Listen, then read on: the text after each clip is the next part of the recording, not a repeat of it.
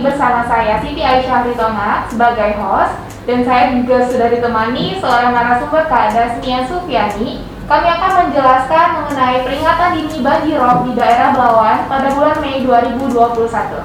Baik, nah ini kayaknya podcast kedua kita ya Kak, mengenai peringatan dini rob di daerah Belawan. Nah, seminggu yang lalu kita udah ngasih tahu nih tentang adanya rob di tanggal 14. Kalau untuk pertengahan atau akhir bulan Mei ini, apakah ada potensi terjadinya rob lagi Kak di daerah Belawan? Iya, memang ada potensi terjadinya kembali banjir rob di wilayah Belawan. Itu di tanggal 24 sampai 29 Mei 2021. Potensi terjadinya di jam 12 sampai 16 waktu Indonesia Barat. Dan untuk tingginya lebih tinggi nih dari yang kemarin. Kalau kemarin kan cuma 2,5, sekarang tinggi maksimumnya mencapai 2,7 meter.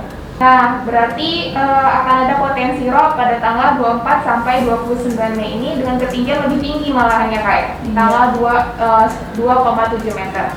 Nah, untuk daerah yang terdampaknya Kak, apakah masih sama atau boleh disebutkan Kak daerah-daerah apa saja, wilayah mana saja yang berdampak dari banjir rob ini? Ya, dari 6 kelurahan yang ada di Belawan, semua kelurahan ini terkena dampak dari banjir rob yang akan terjadi di tanggal 24 sampai 29 Mei ini. Termasuklah itu Belawan 1, Belawan 2, Belawan Bahagia, Belawan Bahari, Belawan Sicana, dan juga Belawan Bagan Dewi. Berarti daerahnya masih sama, yaitu 6 kelurahan di daerah Belawan. Nah, tadi Kakak sebutkan kan di tanggal 24 sampai 29. Nah, ingat-ingatnya nih Kak, tanggal 26 kan ada kejadian super blood moon. Apakah ada kaitan super blood moon ini terhadap kejadian banjir rob di daerah Belawan?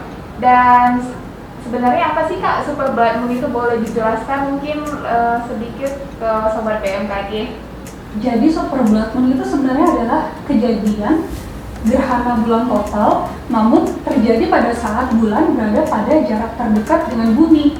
Nah, pada saat terjadi gerhana bulan total, bulan yang kita lihat itu warnanya berwarna merah seperti darah, makanya disebut super blood moon. Nah, untuk kejadian di tanggal 26 ini, fase puncak gerhana bulan itu akan terjadi di pukul 18 lewat 18 menit 43 detik waktu Indonesia Barat. Bisa dilihat di seluruh wilayah Indonesia, tapi sayangnya di daerah Riau, Sumatera Barat, Sumatera Utara, dan Aceh tidak dapat melihat kejadian gerhana bulan total ini. Jadi untuk sobat cuaca yang berada di daerah Sumatera Utara, sayang sekali belum bisa melihat kejadian gerhana bulan total ini dari tempat masing-masing. Kemudian ada nggak ya hubungan rob yang terjadi di tanggal 24 sampai 29 dengan kejadian super blood moon ini? Tidak ada hubungannya antara kejadian rob dengan kejadian super blood moon ini, karena banjir rob itu sendiri terjadi bukan akibat adanya gerhana yang terjadi, melainkan karena adanya gaya tarik antara bulan dengan bumi. Dan kebetulan posisi bulannya ini terjadi pada jarak yang terdekat dengan bumi atau biasa dikenal dengan perigi. Nah, itulah yang menyebabkan pasang di tanggal 24 sampai 29 Mei ini ketinggiannya lebih tinggi. Jadi karena perigi ya Kak, bukan karena super blood moon ini, makanya terjadi rob. Oke.